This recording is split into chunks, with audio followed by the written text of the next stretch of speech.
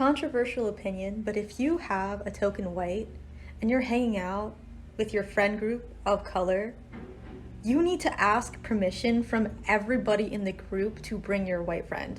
Like, don't just bring them. Ask for explicit permission from everyone, because just because you're comfortable with them doesn't mean that everybody's comfortable with them. I might not be in the mood to deal with white shenanigans that day. What did you say? I might not be in the mood to deal with white shenanigans that day. Evil shenanigans. I swear to God, I'll pistol whip the next guy that says shenanigans.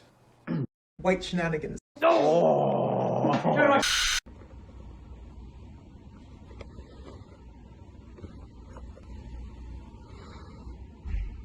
Ask again, I forgot the question. Sometimes poor kids are just as smart as white kids. That's a question a racist would ask.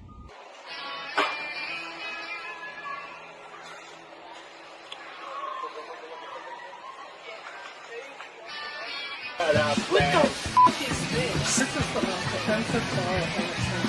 Oh Sometimes poor voting for Trump and you ain't black. That's a question a racist would ask. I want to see Trump and you ain't black. This was the I learned about kids. This is kids jumping on my lap. Which one won't stop talking? I think I'm gonna buy all these. You're voting for Trump and you ain't black.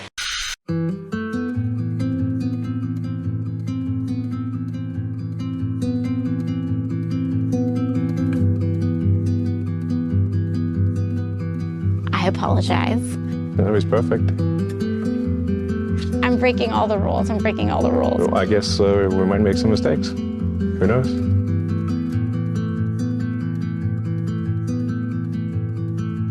I think one of the biggest problems we have in DC is that everyone's egos are too big. I actually just prefer to have no titles at all. You're opening yourself up. I'm just being me.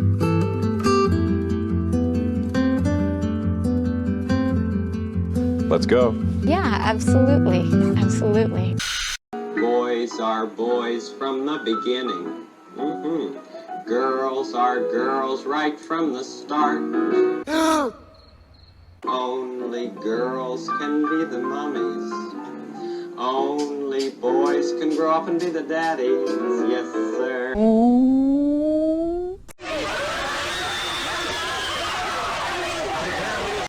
You don't have to go to hell. You're in hell. This is hell. This is hell. This is hell. Because democracy basically means government by the people, of the people, for the people. But the people are retarded. Then strangled them, and finally dismembered their bodies. Right. Then do but homelessness and all that. And now, the voice you've been waiting for. There is a secret zone at the center of the world, and its sound is like razors through flesh. I'm here to turn up the volume.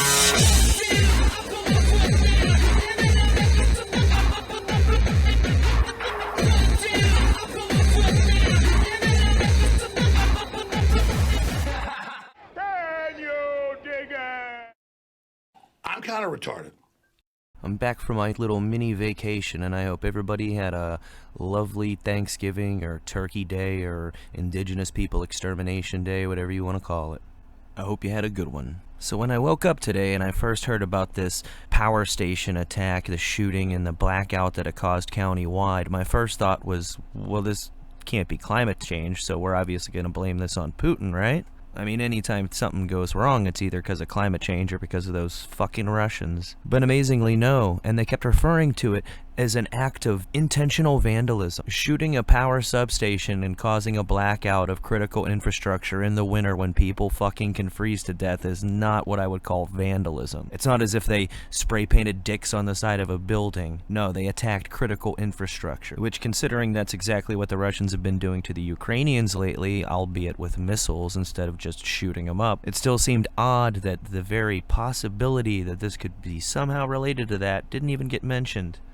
The only thing they did mention was, oh, well, maybe it could be domestic terrorism because there was a drag show in the area. But this is exactly the kind of thing that could cause a major problem for us, especially in the wintertime. Power grids all over the country are vulnerable to these kind of attacks, and it wouldn't even really take a big group of people to wreak massive havoc on this country. And simply with rifles, driving around, doing hit-and-run attacks on power substations. But that's just crazy, right? I mean, why would anybody want to do that? Unless it's for a fucking drag show. And then they proceeded to spend more time talking about the new Netflix docu-series with the redheaded step-prince and Princess Not-So-Bright. Because that's what people care about, right? So on Thursday, the internet practically exploded when Alex Jones did this 3-hour-long interview with Kanye West. Sorry, I'm just not gonna say yay. It's a fucking stupid name. He should have stuck with Kanye. But anyways, he goes on the show and says all this shit about how he loves Hitler and loves Nazis. And some of this was obviously tongue-in-cheek, and some of it, I think, trolling. I didn't actually watch this. I listened to the whole thing over the radio, so maybe it just played differently when you're not watching it, but listening to it, I was laughing my fucking ass off the whole time. It was literally one of the funniest interviews with anybody I've heard this year. And it's interesting how a lot of the people the past few days that have making like half-hour-long videos about this interview and talking about it, you could tell they didn't even actually watch or listen to the whole interview. They just read media reports about it and decided to comment on that.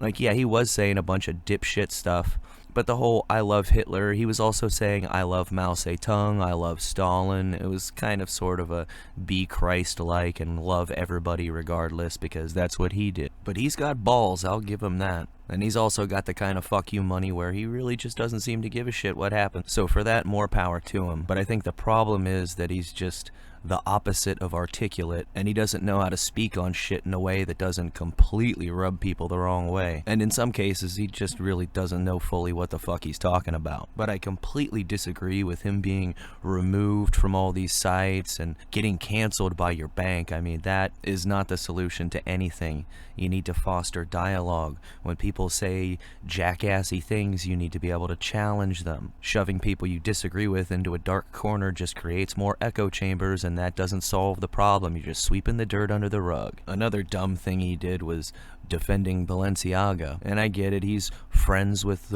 some of the people there. It's a company he had ties with. I never even heard of the fucking company until they dropped him for his original DEFCON tweet. But then it was right after that that all the shit started coming out. People noticing things from their July photo shoot, saying, hey, why do you have children holding teddy bears in bondage? And then in the background, you've got Supreme Court documents just happen to be laying there, just happen to be a case about child pornography.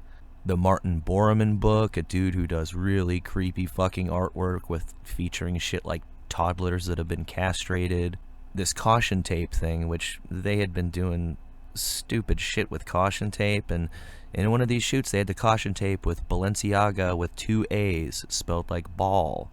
You know, just the pagan deity that people used to sacrifice children to, no big deal. But Kanye was sitting there saying that he didn't think that they should be canceled, and he was just defending the company, which is inexplicable to me, because right before that he was sitting there saying that anybody that looks at pornography is somehow adjacent to pedophilia because that actress in that porn film was probably molested as a child. But then you're gonna go on to defend Balenciaga. It just makes no fucking sense. He also ended up getting a suspension from Twitter, maybe permanently, later on that night for tweeting out this picture.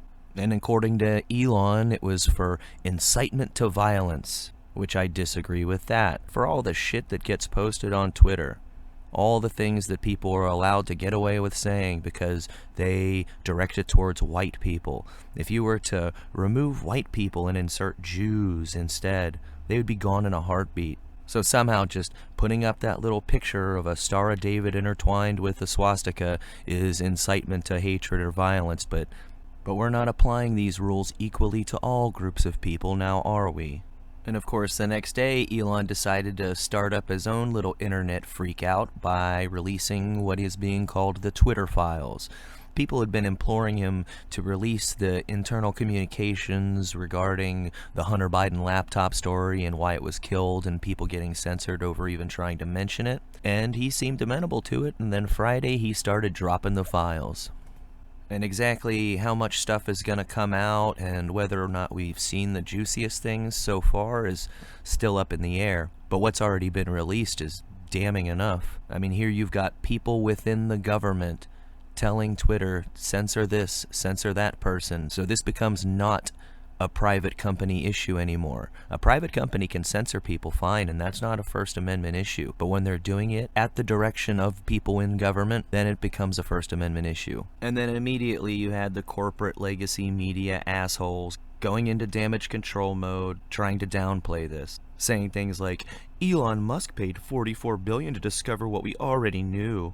Content moderation is messy and involves whole teams of people with a range of viewpoints trying to appease different political factions. Only problem with that is it wasn't political factions, it was literally the government. And they weren't just trying to appease them on their own accord, saying, oh, we want to stay in their good graces. No, they were taking orders from them. The big question, the only one that really matters, is will anything actually come of this? James Woods is saying that he's trying to sue their asses over censoring him. This is something that the DOJ and the FEC should be looking into, but I think it'd take a fucking Christmas miracle for that to happen. People like McCarthy and bitch McConnell, they aren't gonna do shit about this. They're not even gonna try. But this is blatant election interference, and the receipts have now been published. And at the very least, this will be a good litmus test, because anybody who doesn't want to talk about or wants to downplay this cannot be trusted.